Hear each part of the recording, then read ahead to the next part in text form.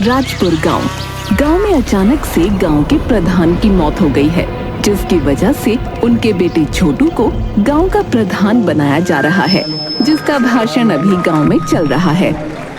नमस्कार सभी को, मेरा नाम दिलीप है। जैसा कि आप सभी जानते हैं, प्रधान जी का 2 दिन पहले देहांत हो गया, इसलिए उनके बेटे छोटू शर्मा को इस गांव का अगला प्रधान बनाया जा रहा है।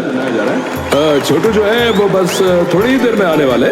हमें एक तांगा चलता हुआ दिखता है, जिसमें छोटू शर्मा सो रहा है। तांगा भाषण समारोह के पास पहुंचता है।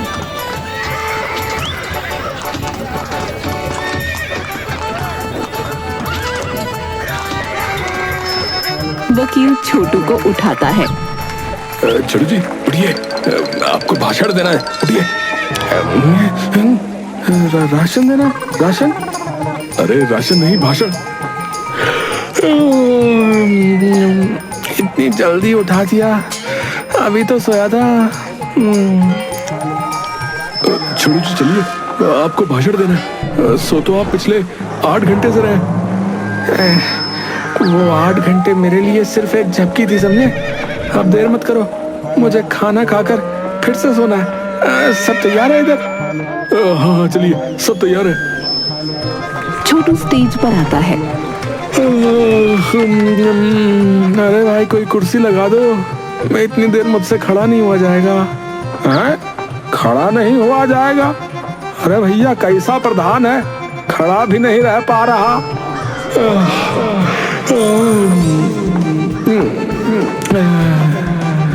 नमस्कार आप सभी को। जैसे कि आप सभी जानते हैं, पिताजी अब इस दुनिया में तो रहे नहीं। उनके जाने के बाद मेरा तो जैसे चैन नींद सब उड़ गई है। लेकिन गांव को संभालने के लिए कोई तो होना चाहिए ना, जिसके लिए मुझे चुना गया है। और मैं अपना कर्तव्य जो है पूरी ईमानदारी से निभाऊंगा। प्रधान जी, गांव में पानी की समस्या बढ़ती जा रही है, इसका समाधान कब होगा? भाई अभी कोई पूछने की बात है? बारिश आएगी और हो जाएगा समाधान। अरे ये क्या बोल रहा भैया? अब ये मत पूछना कि बारिश कब आएगी।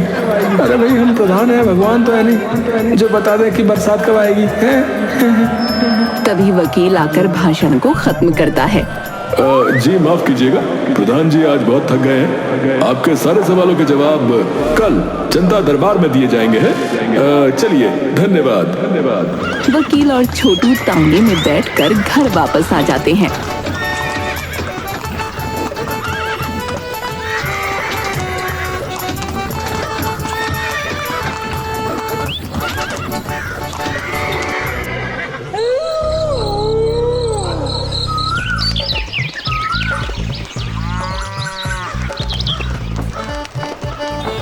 छोटू शर्मा की हवेली पर आज जनता दरबार लगा है, लेकिन छोटू तो सोने में मगन है। वकील जी उठाइए ना प्रधान जी को, देखिए लोगों की भीड़ बढ़ती जा रही है। अरे क्या आलसी आदमी है फोकट का है? अरे भाई कब से उठा रहा हूँ, लेकिन प्रधान जी उठते ही नहीं। अब आखिरी बार जाता हूँ। वकील जाकर छोटू को उठाता है। छोटू जी उठ जाइए, जनता दरबार लगाना है। बाहर लोगों की भीड़ बढ़ती जा रही है।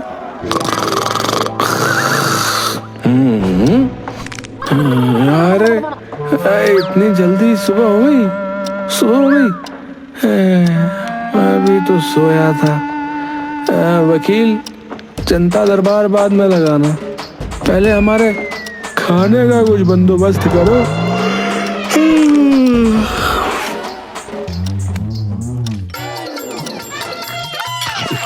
छोटू पेट भर के पहले खाना खाता है, उसके बाद लोग जनता दरबार में आने शुरू हो जाते हैं। पहले एक औरत और उसके साथ एक लड़का अंदर आते हैं। नमस्ते प्रधान जी। नमस्ते, बताइए क्या परेशानी है आपकी? पूछिए मत प्रधान जी। ठीक है, अरे इनका काम हो गया, दूसरे को भेजो। अरे नहीं, रुकिए बताती हूँ। हाँ तो जल्दी कीजिए। क्या कि अभी मुझे सोना भी है आगे। तो वक्त कम है। कुछ साल पहले मेरे पति एक शेर पकड़ने जंगल में गए थे, आज तक नहीं लौटे। तो कहाँ गए आपके पति? शेर के पेट में? तो ये थी आपकी समस्या? नहीं, अब ये मेरा बेटा कहता है मैं उस शेर को मारने जाऊंगा। अरे बेटा ऐसा मत करना, शेर के सामने ये सब नहीं चलता। वो मोबाइल में गेम खेलते हैं ना आजकल, वो क्या कहते हैं, हाँ, किचन डिनर। अरे नहीं, चिकन डिनर। हाँ वही वही। तो चिकन डिनर बन जाओगे शेर के आगे और हार जाओगे, तो बताओ क्या फायदा जाके? अब तो नहीं जाओगे ना शेर के आगे? नहीं जाएंगे। चलो भाई, समस्या का हल निकल गया, किसी और को भेजा जाए। फिर एक बूढ़ी औरत आती है।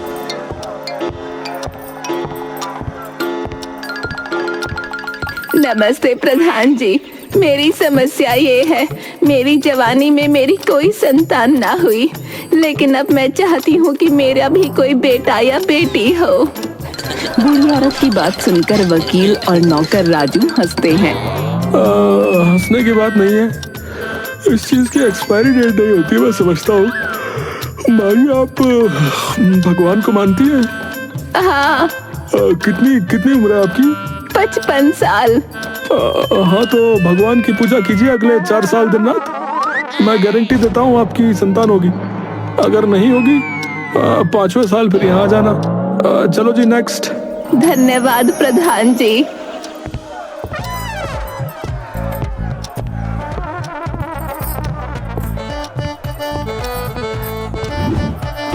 इसके बाद एक लड़की आती है जिसका नाम शर्मीली है।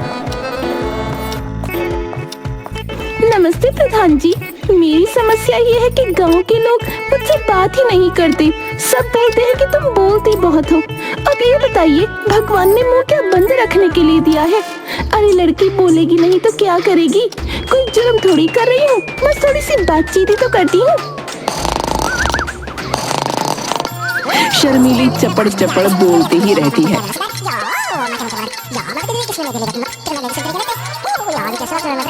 थोड़ी देर बाद प्रधान जी उठते हैं। क्या बोला? आप बताइए मैं क्या करूं? तुम जो है ना, अपने घर में एक बड़ा सा आईना लगाओ और उसके सामने बैठकर बोला करो, तुम्हारी समस्या खत्म हो जाएगी। अरे ये तो मैंने सोचा ही नहीं। आपका धन्यवाद प्रधान जी, मैं चलती हूँ।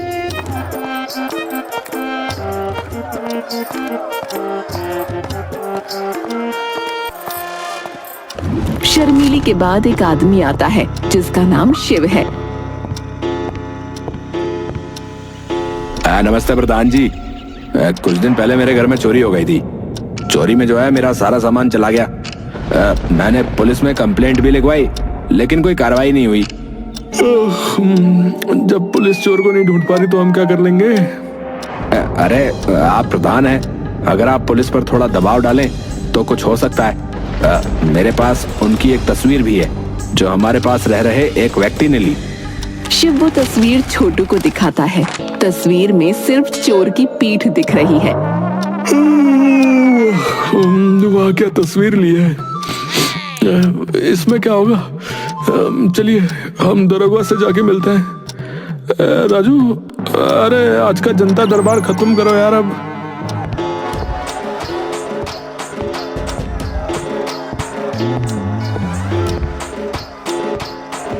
जनता दरबार खत्म हो जाता है और छोटू फिर से सो जाता है।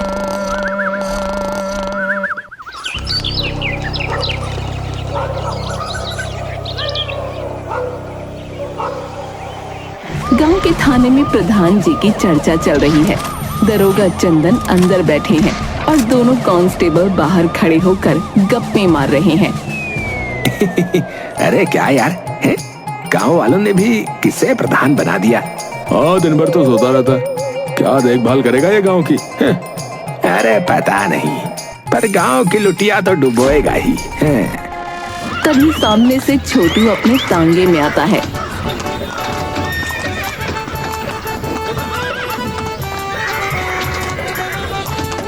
सुनील और विनोद उसे देखकर हैरान रह जाते हैं।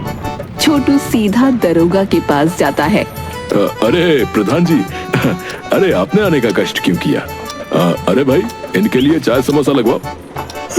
क्या ना दरोगा जी, हम सो रहे थे लेकिन हमको एक सपने ने जगा दिया।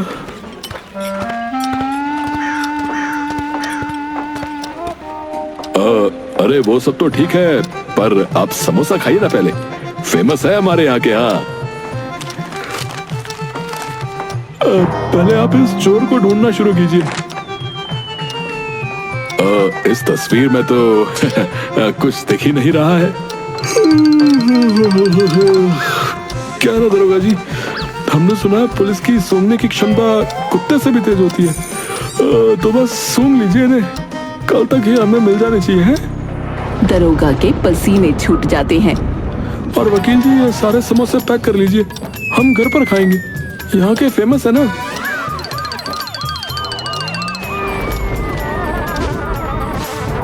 दरोगा जी, 2 चोर भी हो सकते हैं, ध्यान से देखना। अगले दिन दरोगा नेताजी के घर आता है और छोटू शर्मा से मिलता है।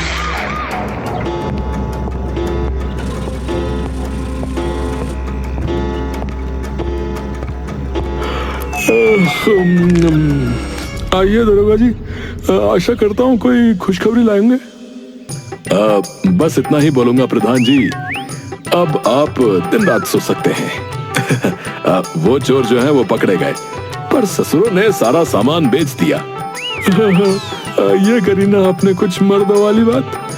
सामान का छोड़िए, सामान तो दूसरा बन जाएगा और क्या। वैसे हम खुश हैं कि आप गांव वालों का इतना सोच रहे हैं।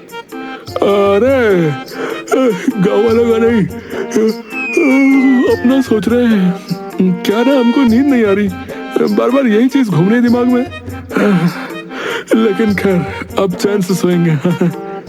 तो कब आएंगे आप इन चोरों को देखने? अरे हम कहाँ आ पाएंगे, अब सोएंगे या इन चोरों को देखते रहेंगे? भाई, इसका जिम्मा आपका है, आप पकड़िए ना। अब हमारे खाने और सोने का टाइम होने वाला है। अच्छा ठीक है, चलता हूँ प्रधान जी, नमस्कार।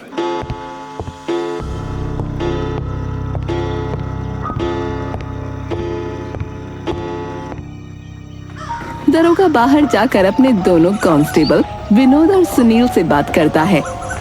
अरे सुनील और विनोद, ये बात किसी और को पता नहीं लगनी चाहिए कि वो चोर अभी तक पकड़े नहीं गए। सर जी, अगर ये प्रधान थाने में आ गया तो? अरे ये आलसी राम है, आलसी राम, ये नहीं आने वाला।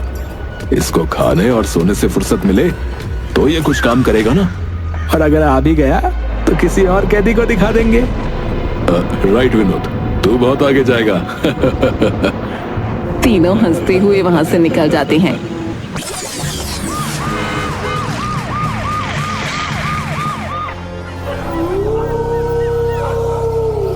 गांव में कीर्ति नाम की एक लड़की अपने घर में सो रही है।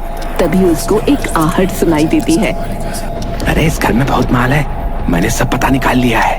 अरे अलमारी में देख, वहां गहने होंगे। अरे रुक, देखता हूँ।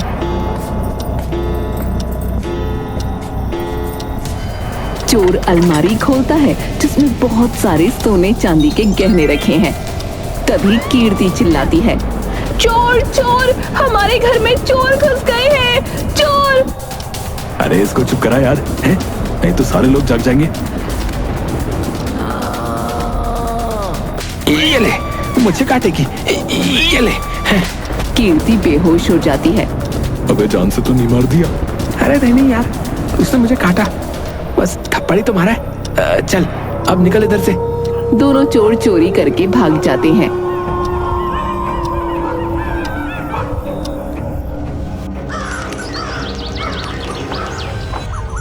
सुबह कीर्ति, जिसके घर में पिछली रात चोरी हुई थी, छोटू के घर पर आती है और छोटू को खरी खोटी सुनाती है। जब से आप प्रधान बने हैं, गांव में चोरियां बढ़ती जा रही हैं। वैसे तो मुझे पुलिस के पास जाना चाहिए था, लेकिन जिस गांव का प्रधान आप जैसा आलसी हो, उस गांव की पुलिस कैसी होगी? लड़की, तुम इससे बात करो। मैं नहीं डरती किसी से। इस प्रधान ने तुम्हें गुलाम बना के रखा होगा, मुझे नहीं। अगर तुम सब मिलकर 2 चोरों को नहीं पकड़ पा रहे हो तो थू है तुम पर।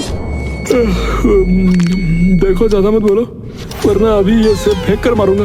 अरे जा, इतना बड़ा प्रधान है तो पहले इन चोरों को पकड़ के दिखा जो मेरे सारे गहने और पैसे कल रात चोरी करके ले गए। ये कहकर कीर्ति वहाँ से चली जाती है।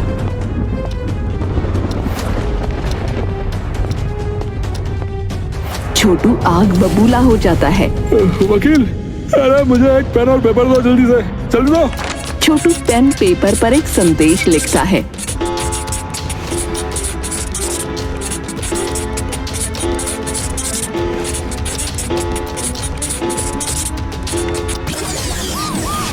Police station.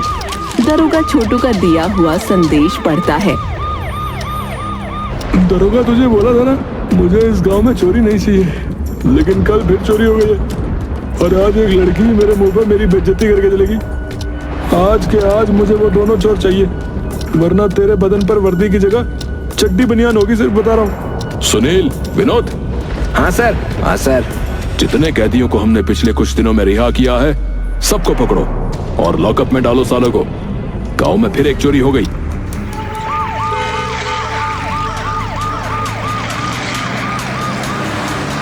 दरोगा के कांस्टेबल सुनील, विनोद बहुत से कैदियों को पकड़कर लॉकअप में डालते हैं। दरोगा कैदियों से सख्ती से पूछताछ करता है। सर, मैं नहीं जानता कि चोरी किसने की। मेरी तो कल सुहागरात थी सर। सुहागरात थी? हैं? साले तेंदुए की पूंछ हैं? ये ले। Sir, sir, sir. सर, मैं तो दारू पी के सो रहा था, मुझे नहीं मालूम चोरी किसने की, मुझे नहीं पता साहब। नहीं मालूम? रुक, अभी मालूम पड़ेगा। साले गाय के गोबर हैं? साहब, साहब। सर, मैं तो अस्पताल में भर्ती था सर, कल ही आया वहाँ से घर सर। साले मच्छर की जात हैं? वहाँ मर क्यों नहीं गया? ये ले। अरे सर, सर। सुनील, विनोद थाने के बाहर खड़े हैं और अंदर से कैदियों के चिल्लाने की आवाज आ रही है। अरे sir, sir, sir, sir, sir, अरे सर, अरे साहब मत मारो साहब। छोटू अपने कमरे में सो रहा है, तभी उसे एक सपना आता है। तू आलसी प्रधान है, तुझे बस खाना और सोना आता है। देख आज मैं तेरे साथ क्या करती हूँ। कीर्ति अपने हाथ में बहुत सारा खाना लेती है। आलसी कहीं के, तू खाने के बिना नहीं जी सकता ना। ये इस गांव का बचा आखिरी खाना है, इसके बिना तू क्या करेगा? नहीं, ऐसा मत करना, मैं खाने के बिना नहीं रह सकता। तब जा फिर। नहीं। वकील उसके पास आता है। क्या हुआ प्रधान जी, बुरा सपना देखा क्या है? बहुत बुरा, बहुत बुरा। सुनो, दरोगा ने उन चोरों को पकड़ा गया। अभी तक तो नहीं प्रधान जी। मुझे नींद नहीं आ रही वकील। बार बार वो लड़की सपने में आकर मेरा खाना फेंक रही है इधर उधर। कोई उपाय बताओ। वकील छोटू को एक बर्फी देता है। ये लीजिए प्रधान जी, इस बर्फी में नींद की दवाई मिली हुई है। इसको खाने के बाद वो लड़की तो क्या, यमराज भी आ जाए ना तो भी नहीं उठोगे आप। हाँ, ये तुम्हारे पास कहाँ से आई? वो मैं रखता हूँ अपने पास। क्या ना, मेरी बीवी भी बहुत बोलती है, इसलिए रात में कभी कभी इसकी जरूरत पड़ती है। छोटू बर्फी को खा लेता है और फिर से सो जाता है। इधर दरोगा अपने थाने में बैठकर कुछ सोच रहा है, तभी उसके पास विनोद आता है। क्या हुआ सर, मिला चोर? हैरान हूं मैं तो, सबको इतना मार लिया मगर चोर इनमें से कोई नहीं है। समझ नहीं आ रहा कि फिर चोर है कौन। सर, हो सकता है कोई जानने वाला हो प्रधान जी का। वैसे ये बता, तू कल रात कहाँ था? सर आप मुझ पर शक कर रहे हो सर? दरोगा विनोद को गुस्से से देखता है।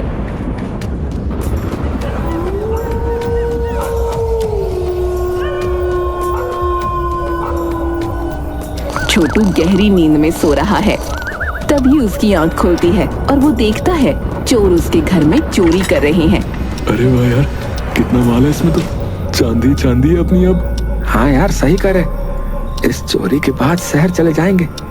क्या रखा है इस गांव में वैसे भी? अब धीरे बोल, कहीं ये मोटा उठ ना जाए। अरे अब ये आलसी राम नहीं उठने वाला है।